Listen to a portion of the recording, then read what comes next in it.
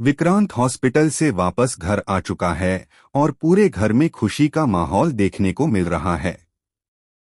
लेकिन सबसे ज्यादा खुश अगर कोई है तो वो है मन्नत, क्योंकि जिस तरह से उसने विक्रांत को मौत के मुंह से वापस आते देखा, उसके बाद अब वो उसे अपनी आंखों से दूर नहीं करना चाहती।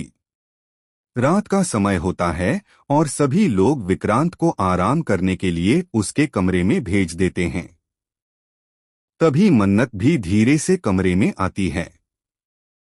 विक्रांत उसे देखते ही मुस्कुरा देता है और कहता है कि आज अगर तुम मेरे साथ नहीं होती तो शायद मैं वापस कभी नहीं आ पाता। ये सुनकर मन्नत की आंखें भर आती हैं।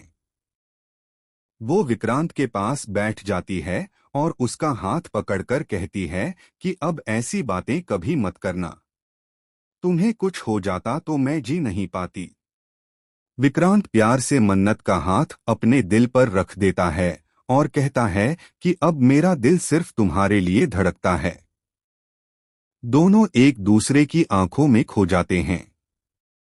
तभी अचानक बिजली चली जाती है और कमरे में हल्का अंधेरा हो जाता है। खिड़की से आती चांदनी दोनों के चेहरे पर पड़ती है और माहौल पूरी तरह रोमांटिक बन जाता है। मन्नत उठकर जाने लगती है, लेकिन तभी विक्रांत उसका हाथ पकड़ लेता है। वो कहता है कि इतनी जल्दी कहाँ जा रही हो, आज पहली बार मुझे लग रहा है कि मैं सच में खुश हूँ। मन्नत शर्माते हुए मुस्कुराती है और वापस उसके पास बैठ जाती है। दोनों पुराने पलों को याद करने लगते हैं। विक्रांत बताता है कि हॉस्पिटल में जब वो दर्द में था तब उसे सिर्फ मन्नत का चेहरा याद आ रहा था। उसे डर था कि कहीं वो मन्नत को खो ना दे। ये सुनकर मन्नत इमोशनल हो जाती है और विक्रांत को गले लगा लेती है। दोनों के बीच का ये रोमांटिक मोमेंट अब और भी खास हो जाता है। तभी विक्रांत धीरे से मन्नत के माथे पर किस करता है और कहता है कि अब चाहे कुछ भी हो जाए, मैं तुम्हें कभी अकेला नहीं छोड़ूंगा।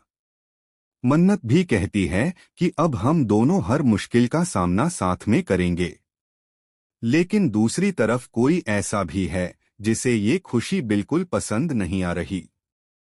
दरवाजे के बाहर खड़ी एक शख्स दोनों की बातें सुन रही होती है। उसके चेहरे पर गुस्सा साफ दिखाई देता है।